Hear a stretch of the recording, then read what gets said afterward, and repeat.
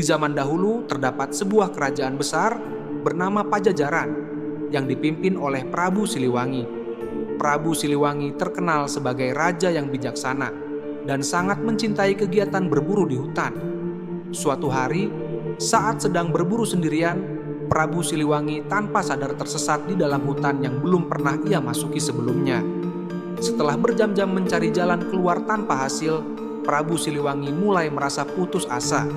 Saat itulah, dari kejauhan ia melihat seorang wanita cantik berdiri di tengah hutan.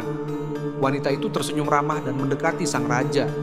Prabu Siliwangi kemudian menceritakan kesulitannya dan memohon bantuan untuk keluar dari hutan tersebut.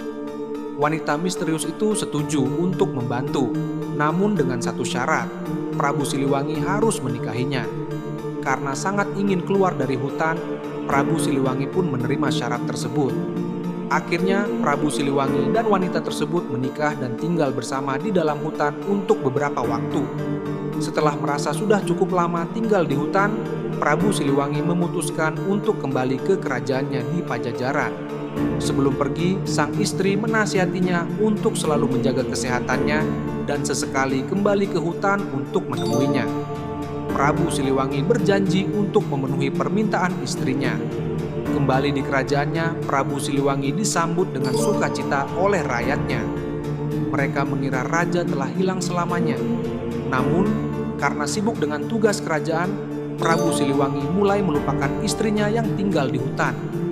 Waktu pun berlalu hingga suatu malam, ketika Prabu Siliwangi sedang tidur, ia terbangun oleh suara tangisan bayi. Saat membuka pintu kamarnya, ia terkejut melihat seorang bayi kecil di depannya.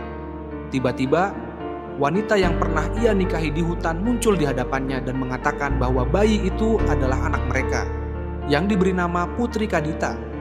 Putri Kadita tumbuh menjadi seorang gadis yang cantik dan berbudi pekerti luhur. Namun, setiap kali melihat Putri Kadita, Prabu Siliwangi teringat akan istrinya yang telah ia tinggalkan. Ia berusaha mencari istrinya di hutan, namun selalu gagal.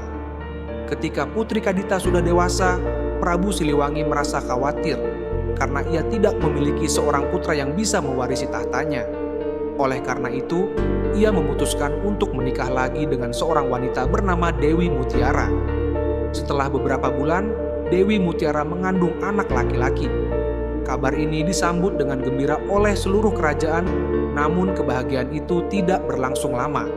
Saat kehamilannya semakin besar, Dewi Mutiara mulai berubah menjadi sosok yang angkuh dan iri hati terhadap Putri Kadita.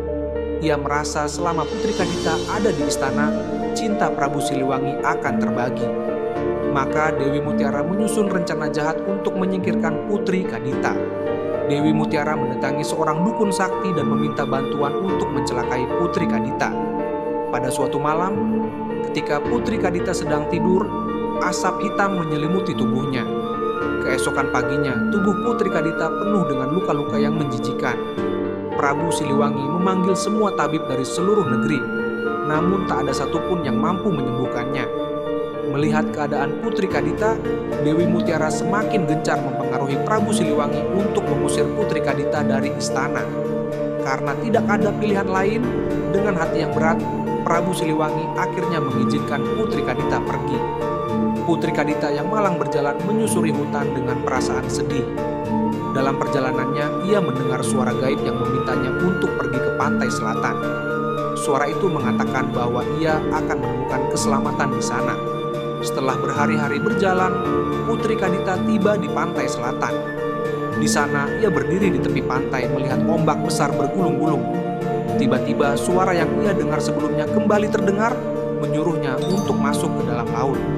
Dengan penuh keyakinan, Putri Kadita melompat ke dalam ombak besar tersebut. Ajaibnya, saat tubuhnya menyentuh air laut, semua luka di tubuh Putri Kadita mulai sembuh. Tak hanya itu, ia juga berubah menjadi lebih cantik dari sebelumnya. Putri Kadita merasa sangat bersyukur atas keajaiban yang telah ia alami. Ia memutuskan untuk tinggal di dasar laut dan menjaga laut selatan bersama pasukan makhluk-makhluk laut yang setia kepadanya.